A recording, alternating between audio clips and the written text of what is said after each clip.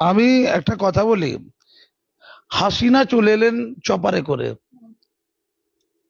কয়েক কোটি তার অনুগামী আওয়ামী লীগের সকলকে ফেলে।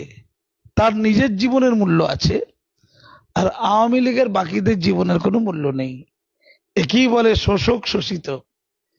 উনি আমাকে বলছিলেন, বাংলাদেশে আমি দেখেওছি, আমি একটু আগে যেটা বলছিলাম, ওনার ঘরের পিয়নের কাছ থেকে 400 কোটি টাকা পাওয়া গেছে। উনি নিজে বলছিলেন, লজ্জা পাচ্ছিলেন বলতে, যে পা থেকে পাতা পর্যন্ত দুর্নীতিগ্রস্ত।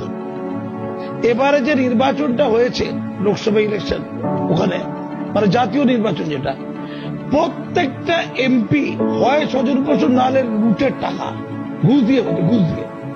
আমি নিজে তার প্রমাণ, আমার কাছে প্রমাণ আছে তার। স্বৈরাচার বলতে যদি উত্তর দেন স্বৈরাচার কি, আমি আপনাকে একটা ছোট্ট উদাহরণ দিলে অবাক হয়ে যাবেন। আমি